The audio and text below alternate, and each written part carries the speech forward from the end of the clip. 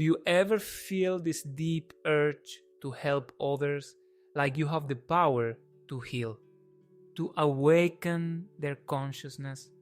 Maybe you feel called to be a channel of inspiration and joy.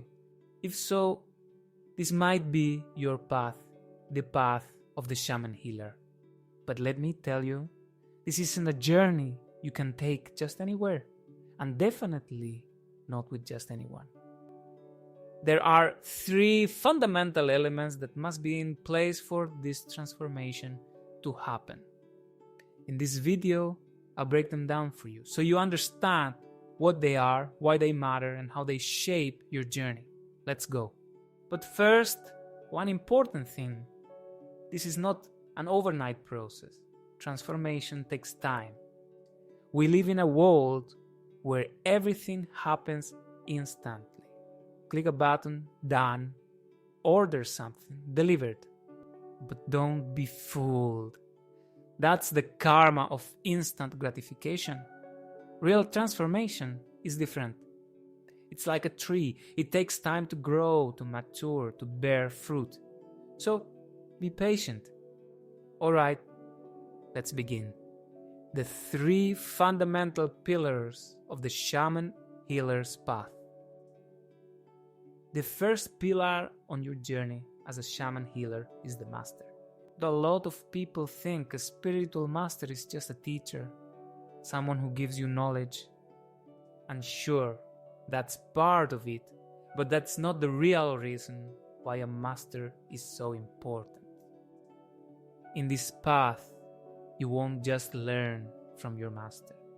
You'll learn from your experiences, from others, from books, from life itself. So why is a master necessary? Because they help you surrender your ego to something greater. Ego is tricky. It grows with power.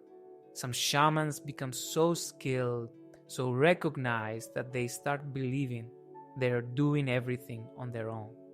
They forget the divine force behind healing.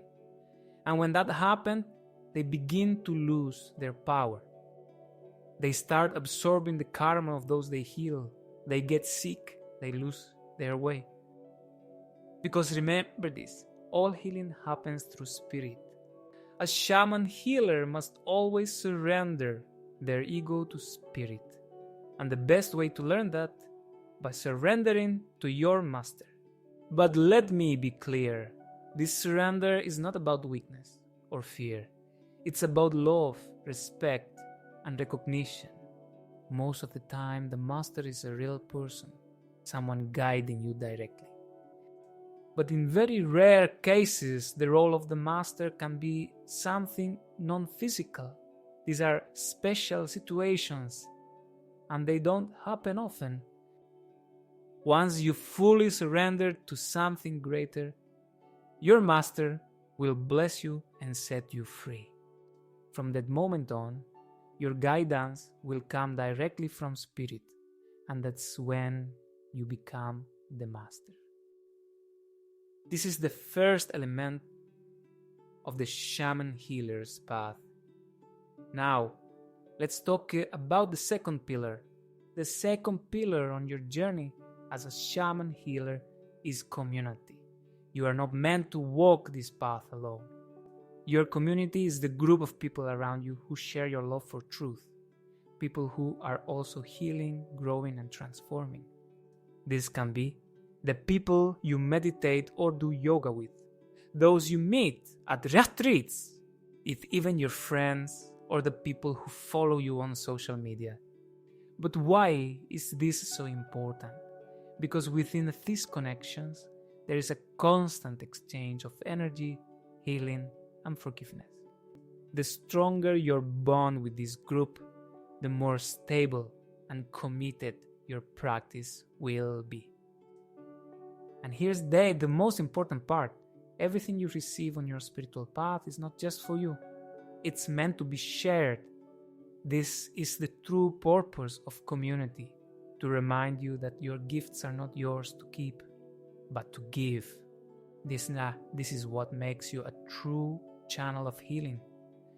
If a shaman forgets this, if they start keeping their wisdom for themselves, their journey can slowly become one of self-service. And when that happens, they fall into ego and fear. That's why the lesson of giving must be deeply understood. Because when you learn to give everything, you become ready to receive everything. And that takes us to the final pillar. The third and final pillar on your journey as a shaman healer is purpose. Your transformation needs a strong, clear purpose. Something real, something that moves the energy in your body. And listen carefully. It cannot be vague. Saying, I want to become a healer is not enough. Your purpose must be specific and actionable. For example, this year I will offer 20 healing sessions. I will create a space where people can come and heal. I will build a community of 1,000 people on this journey. See the difference? When your purpose is clear and grounded, your energy becomes focused and powerful. Here's something most people don't realize. The biggest threat to your path is internal conflict. The ego thrives on conflict, and today's world is full of distractions. Too many ideas, too many options, too many paths. And when your energy is scattered between different directions, your power is weakened. But in this journey, you must learn to unify your energy. This is not about morality. It's not about stopping bad habits or doing what's right. It's about investing all your energy into a single direction. Because as a shaman, you will need that strength. Without it, your connection to spirit will be unclear. Spirit is unified, its will is one. So to connect with it fully, your energy must also be one. And here's the most beautiful part. Once your ego is surrendered to something higher, once you've learned to give everything you receive, once your energy is fully aligned, your communication with the divine becomes effortless. You won't have to wonder what to do. You will just know. Your words, your actions, your path, everything will flow naturally. This is the true path of the shaman healer. Now I want to hear from you. Do you feel called to this path? What part of your journey are you in right now? Let me know in the comments. And if this message resonated with you, subscribe to the channel because this is just the beginning of our journey together. See you in the next video.